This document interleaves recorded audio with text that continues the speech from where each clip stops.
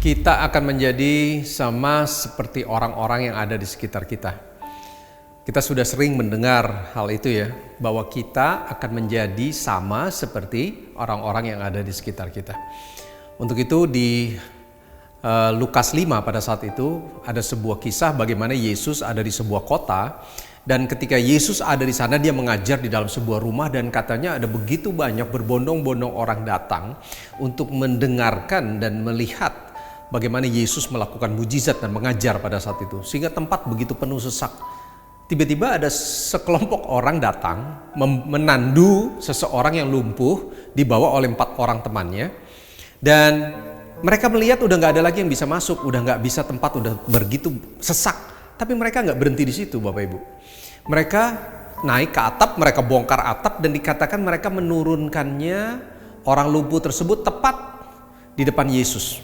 Pada saat Yesus melihat mereka semua, Tuhan bilang gini, "Aku telah melihat imanmu, iman kalian, dan bangkitlah, dosamu sudah diampuni, dan kamu disembuhkan." Kita tahu ceritanya bahwa orang tersebut lalu disembuhkan dan terima mujizat.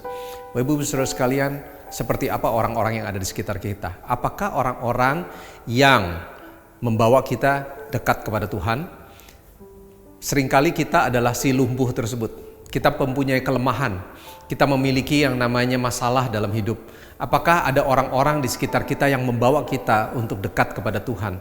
Kita tidak bisa menyalahkan keadaan kita, tapi kita juga bisa melihat apakah kita ada di dalam komunitas yang sehat hari-hari ini.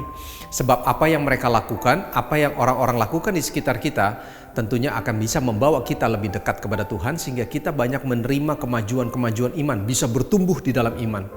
Tapi yang kedua, bukan saja kita harus melihat siapa orang sekitar kita, apakah hari ini pertanyaannya, yang kedua adalah apakah kita menjadi orang-orang yang juga menolong orang lain di sekitar kita, sehingga orang-orang tersebut bisa kita bawa kepada Tuhan di hadapan Tuhan, sehingga Tuhan melihat iman kita semua, dan orang tersebut lalu bisa menerima kasih Tuhan, bisa menerima keselamatan, dan bisa menerima mujizat.